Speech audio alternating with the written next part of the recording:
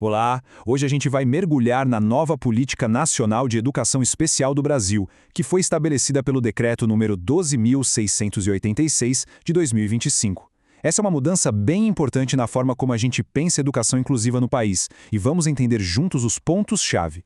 E olha só, para guiar nossa conversa, a gente vai usar este infográfico aqui, que é o mapa oficial da política. Ele vai ser nossa bússola para a gente conseguir detalhar cada pedacinho do que está mudando e, claro, o porquê.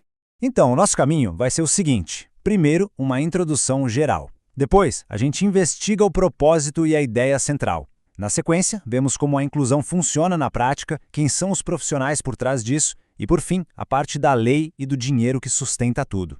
Bom, começando pelo começo. Essa é a nova Política Nacional de Educação Especial.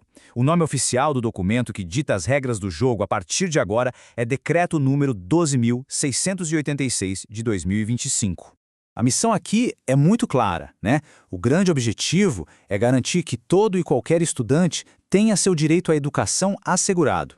E mais, dentro de um sistema único, que seja inclusivo para todo mundo, sem nenhum tipo de discriminação. É uma declaração de intenção bem forte. Certo. Agora vamos um pouco mais fundo para entender o coração da política. Qual é o propósito dela e o princípio que guia tudo? Ou seja, por que ela existe e qual é a grande sacada por trás dela? A finalidade é bem específica. A política foca em garantir uma educação inclusiva, com as mesmas oportunidades, para um público-alvo bem claro, pessoas com deficiência, pessoas com transtorno do espectro autista e também quem tem altas habilidades ou superdotação.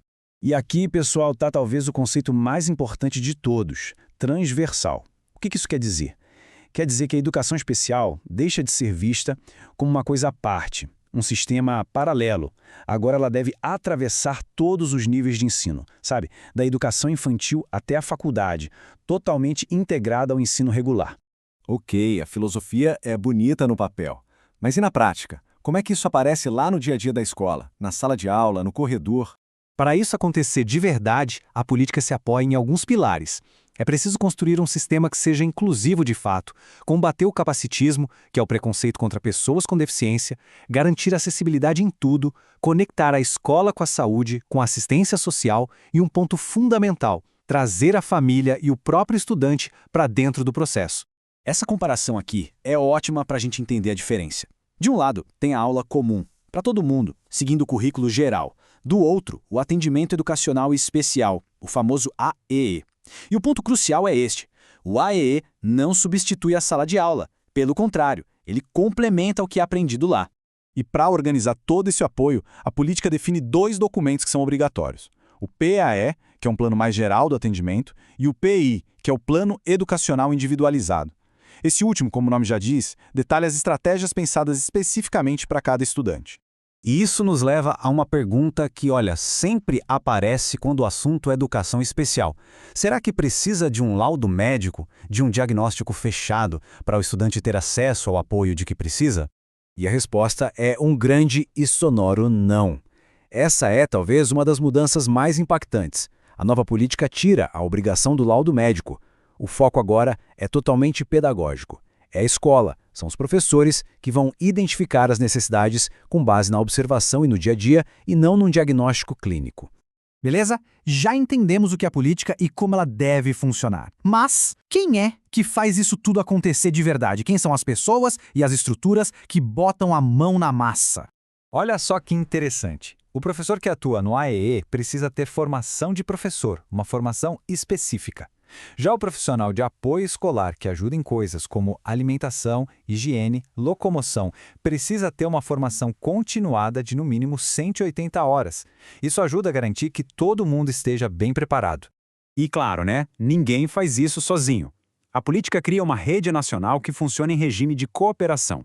A ideia é que União, Estados, Distrito Federal e os municípios trabalhem juntos, dividindo as tarefas para garantir a formação dos profissionais, produzir materiais acessíveis e espalhar as boas ideias. E para fechar, vamos dar uma olhada no que sustenta tudo isso.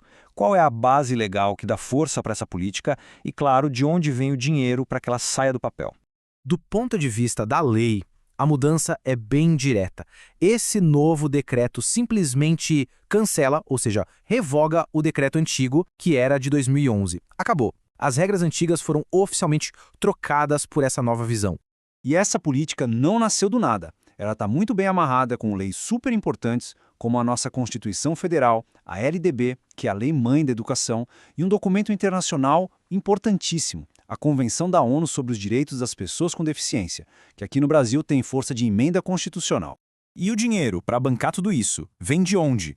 Vem de fontes que já são parte do sistema, como o Fundeb, verbas do FNDE, que é o Fundo Nacional de Desenvolvimento da Educação, e o PAR, que é o Plano de Ações Articuladas, além, claro, do apoio financeiro da União.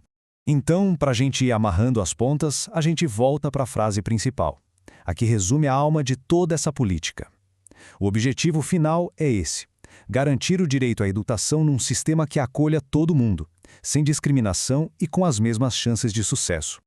Então, se fosse para a gente guardar 3 ideias principais, seriam estas. Primeiro, a transversalidade. A educação especial agora faz parte de todo o sistema. Segundo, o foco pedagógico, adeus à obrigação do laudo médico.